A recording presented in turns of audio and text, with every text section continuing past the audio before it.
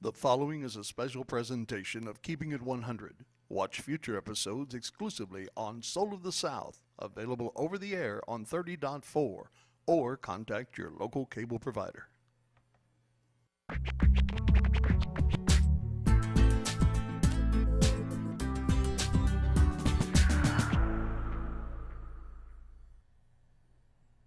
Good day, and welcome to Keepin It 100. I'm Michael Victorian, your host and president of the 100 Black Men of Metro Baton Rouge. Today our topic is Stand Your Ground laws. What do we tell our children? After the Trayvon Martin verdict, President Barack Obama, Senator John McCain, and a host of others have expressed doubts about Stand Your Ground laws. But a majority of Americans in many polls favor the controversial decision. Now, on the books in about half of the United States, the laws generally allow individuals to use force in self-defense and without having to retreat first, so long as they reasonably believe they face a deadly threat. Recent events have stirred racial tension and made many feel unsafe in their communities. Here to keep it 100 about Stand Your Ground laws, we welcome Hilla Moore, District Attorney of East Baton Rouge Parish, Attorney Elton Heron, with a practice that's partially focused on civil rights, Dr. Adele Brown, former president of the 100 Black Men of Metro Baton Rouge. Welcome, gentlemen. Good morning. Now, let's get right into it. Approximately 24 states have some form of Stand Your Ground laws. Can my two legal experts here, can you clarify what this law in Louisiana really means? And then we'll get back to Dr. Brown for his point of view. Sure. Louisiana, we have justification, use of force or violence to protect yourself or others, and that's in a non-homicide situation. And we also have justifiable homicide, and in that provision also has Stand Your Ground provisions. And it basically says that if you are in imminent danger of losing your life or the life of someone else or prevent a violent felony, that you can use reasonable force, and that could be deadly force, to protect yourself and your life and the life of someone else.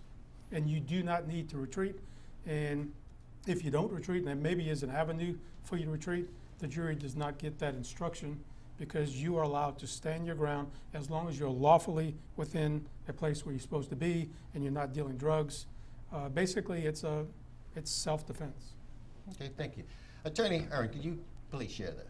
Yes, and I think as many people have noted, the Stand Your Ground law is basically an extension of the Castle Doctrine. That was something that basically was formulated in 17th century England and carried over to the states. And mostly all states had this doctrine where if you were in your home, Okay. or in some area close to the home, you had a right to use deadly force without retreating because they considered the home to be a man's castle. Okay. What the Stand Your Ground laws have done have extended this concept into areas that are not related to the home. So in that case, you're in places that have to have no connection to the home, but you still are not required to retreat. This was not the case with the castle. When you were in other areas not associated with the home, there was a duty to retreat where you could do it safely. Now the Stand Your Ground laws are allowing individuals to use deadly force even when they have an opportunity to retreat. So Louisiana's law is in large part adopted from the Florida law, which was enacted in 2005. Louisiana pretty much mimicked the language of the Florida law, with the exception that Louisiana law does not allow the police department to be penalized in the event of an arrest. Okay. Thank you. And Dr. Brown, I understand you don't have a JD, but you are a learned man. Can you share with us, please, from a not having legal expertise, how do you view this? I think that, as you say, as from a non-legal standpoint, and much of our concern has to do with what we tell our children, and as we spend a lot of energy working with our children, it talks about being the aggressor and whether you need to be retreated. And so when we talk to our children, we're concerned, one, is the level of safety that they have and the level of anxiety they have, because at some point the law may seem them, and I think it's the provisions of the law, not so much the provisions of the law, but it's how the law is implemented and perceived. In a sense that it's perceived that any time your property is in damage, then you are personally property is in danger, then you're personally in danger. And I guess that's the clarification that we need to talk about. Is it you, or is it your property, or is it both? And then once on the other side, do we tell our kids that, you be careful because because if you seem to be an aggressor, they can take you out. Or if you, at the same time, we don't want you to be the aggressor because we want you to negotiate in different ways. A very good point of view. Attorney Moore, Yes. you mentioned that when you first, that the jury, certain provisions are presented to the jury that they can take action on, and certain provisions are not presented to the Well, jury. just basically, in Louisiana, the jury is not told that there was a possible avenue of escape because your actions are deemed to be correct and legal and lawful. So the jury does not get to hear whether you actually had a way out or not. And that's the law on the books. That's correct. Attorney, can you, Yes. can you share something with us on that particular topic? Well, recently there was a case in Lafourche Parish where. And I know we're going to have to go to a break in a minute, but I want you to finish that comment. Well, the interesting thing that took place here in Louisiana with the Lafourche Parish case was that there was a van of individuals who were trying to flee from the scene, and an individual shot a 15-year-old kid, killed him, and he was found not guilty. This is a unique fact pattern, and we can talk about it. I want to get back to that, okay? Okay. Ladies and gentlemen, thank you. We are going to take a pause for the cause, and we'll be right back. Guys, y'all gotta be ready.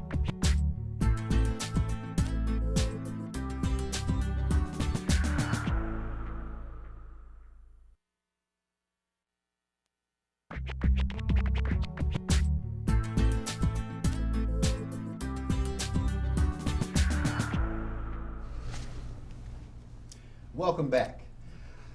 Attorney Herron, if you could continue the conversation you were having in reference to the case in Lafourche Parish, please. Yes, that was the case, the Byron Thomas case, and in that case, the individuals who were fleeing in a van, there was a 15-year-old kid who got shot and killed, and the sheriff kind of laid the framework for the case in saying that Mr. Thomas decided to stand his ground. And the unique thing about this fact pattern is we're not talking about Mr. Byron Thomas's ability to retreat. We're talking about the fact that the van was actually fleeing from the scene. So in this case, The victim was fleeing. right, was fleeing, and the grand jury refused to indict Mr. Thomas. So the stand your ground defense worked in that situation, which seems particularly pernicious when viewed from the standpoint of we're not talking about Mr. Thomas's ability to retreat. We're talking about the fact that the individuals in the van were actually retreating from him, and he used force despite the fact that they were fleeing. Well, Attorney yeah, Moore? You know, I wouldn't want to second guess a grand jury or someone else's Right. work based on, I've never heard of the case, but based on what I hear, that, to me would not be stand your ground. That would be something different. And you have to remember here that when a killing goes down, that the police get to come in and they investigate and they make a decision whether someone's arrested or not. Following that, it goes to the district attorney's office and then the grand jury. The one case that I'm real familiar with is State versus Ingram. It's a Louisiana case, and in that case, the key part of that case was this defendant killed an ex-wife who was fighting with his current wife, and he claimed stand your ground and defense of others. And in that case, he was found guilty. The jury said, no, this is not a proper use of stand your ground, and it went on appeal, and the appellate court said that the presumption of reasonableness, that is, your actions are presumed to be reasonable, it's not a license to kill. So just because you have stand your ground doesn't mean that you're going to always be able to use it just because you're in your house or you're in your car. We're going to look at it, are your actions reasonable, or were they reasonable compared to the threat or perceived threat that was coming toward you. So people have to use their head, and just because there is a stand your ground law doesn't mean that it applies to you. And just do what's right. Act as if someone's always watching you and they videotaping you, and then everything will be fine. Thank you very much. Dr. Brown. Yes, sir. The second part of this is, what do we tell our children? How do we share with our children? And that's the business that you and I are in. It's in mentoring young people, especially young African American males. Can you share with us? Yeah, I think what we're interested in telling our children is that there is a law out there that stand your ground. It does not give you a license to misbehave, nor does it give anyone else a license to misbehave. And so we have to begin to understand, get our children to understand what's involved in the law. And I think the DA said something very interesting a minute ago that I want to elaborate on, is that we asking our children, he said that we should act as though we are always being videoed. And so the reality is that we're always being watched. Right.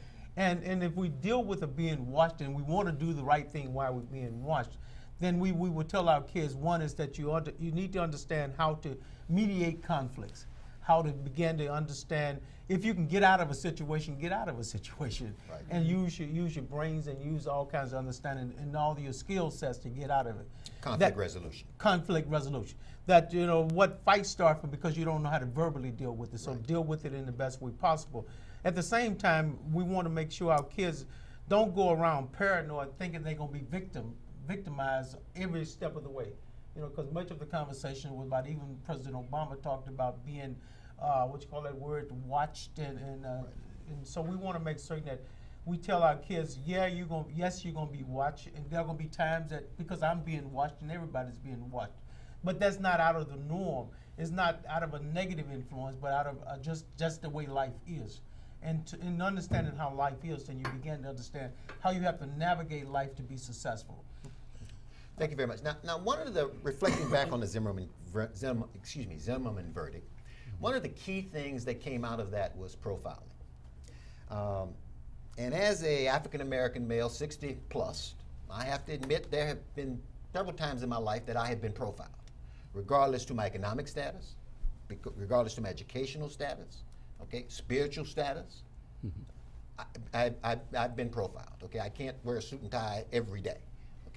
So what I'd like all three of you to share with me is, how can young people, especially black males, overcome being negatively profiled in our society? Well, if I might, sure. I don't think it's wise for us to ignore the history of race in America. I think we keep running into a lot of problems that we should be able to avoid if we would actually confront this issue properly. And the language about reasonably believing that you're in imminent danger of losing your life, that begs the question of reasonable to whom. There are a lot of situations, like you've explained, where black people feel like they're just the target of suspicion, no matter what their intent is, and that there's been a history of this. So one of the things that we have to look at, there was a study by a guy named John Roman, who showed that where these stand your ground laws have been enacted, the likelihood of the defense working for a white person shooting a black person is much higher than when it's the other way around, a black shooter and a white victim. So we have to see that there's some racial element in this thing that we have to pay some attention to. Right, we're going to stay on this for a minute, and I apologize, but we have to take a slight break. I want to come back to it. I would like to get District Attorney Moore's point of view as well as Dr. Brown's. Ladies and gentlemen, we'll be back in a minute.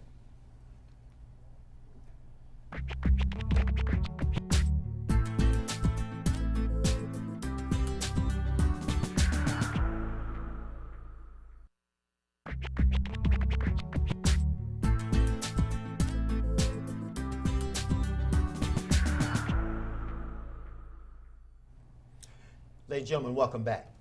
Attorney Aaron, could you please finish the topic that you essentially, left off on? sure. Essentially, what I was saying is that in a society where black people have been systematically excluded from educational and economic opportunity, there's definitely correlations that lack of education, lack of or poverty, there's strong correlations between those elements and crime. So I don't know if you remember, but I've heard this joke almost all my life that, you know, black men are born guilty. It's just a question of finding the evidence. Well, maybe there's an a priori sense of where the evidence is with the economic and the educational exclusions that have been built into the society. So, to my mind, the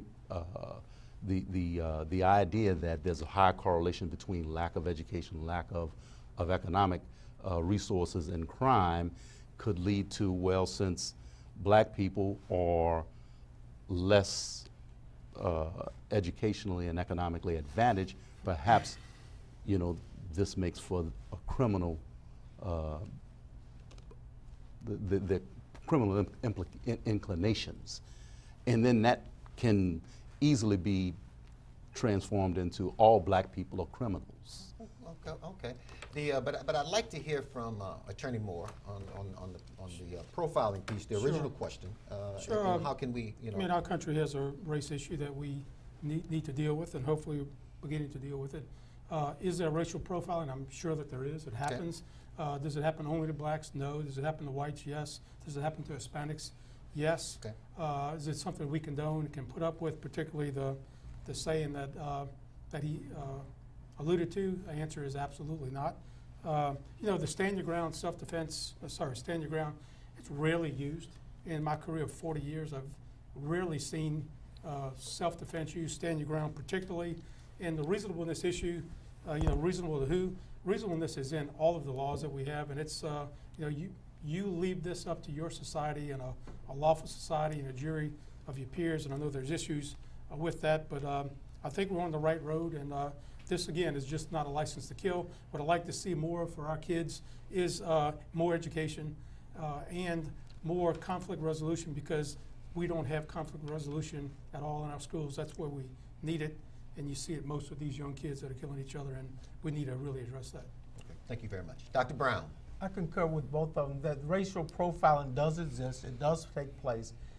Given that, and I think where we are today is part of this panel is trying to make certain that we inform the public of those nuances, but at the same time finding solutions for those nuances. So to the degree that we work with our kids in school, we work with them after school to ensure that we teach them all the things that are important to them as far as what is racial profiling. There's a difference between personal identity. Much of the discussion is around, I need my own identity. I need to wear my dreads, I need to wear my earrings, I need to wear my tattoos. And each generation goes through that personal identity. And so part of it is helping adults understand that personal identity and where they're coming from, what their music says, and at the same time having them to understand where we are and to increase the level of communication. But clearly, we've got to do something about economics. We've got to do something about the performance of our students in school, and we've got to figure out a way to make the world whole and part of. And so this is what we're having that conversation about. I think it's a good conversation to have everybody at the table talking about the issues, coming to the realization that we all come from the same point, that there is a problem. Now let's go forth and find a solution to the problem. Dr. Brown, thank you very much. I'd like to raise one other question. I'd like you, because we're reaching the end of our program, each one of the panelists, just take a few seconds to answer a very difficult question that trust me, is going to take you longer than that. You know, many people legitimately own guns and use them for sports, especially here in Louisiana, as well as for protection. But many people use them to commit violent crimes. So how do we, collectively, the community, how do we reduce the rate of gun violence in our community? Well, real briefly, what we're doing here in Baton Rouge has been successful is our group violence reduction strategy, which we call BRAVE.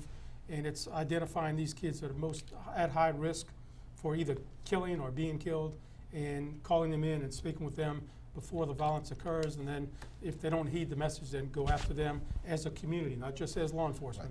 Right. And that seems to be working with the murder rate down 38% as of yesterday. Right. And congratulations on that, too, Thank also with BRAVE. Attorney Herron? Well, I think that we definitely have to deal with a lot of mentoring with the young people, but we're not only talking about young people. We're talking about the whole society. Correct. Right, and there's in the voting age group, there seems to be some resistance to actually eliminating these high assault weapons, and I think that would be one thing that could help go a long way in reducing some of the gun violence, because it just doesn't seem proper to me that regular citizens should have the kind of assault weapons that a police force has. Or Thank you very much. Dr. Brown, I have to apologize. We're running out of time, so let me just share with you, I'm your host, Michael Victorian. It's clear that recent events have shed a light on tensions still existing in our nation. But I want to thank our guests for participating in this discussion and working to keep our communities safe. And thank you for tuning in. And remember, keep it 100 and watch our show next week. Thank you again.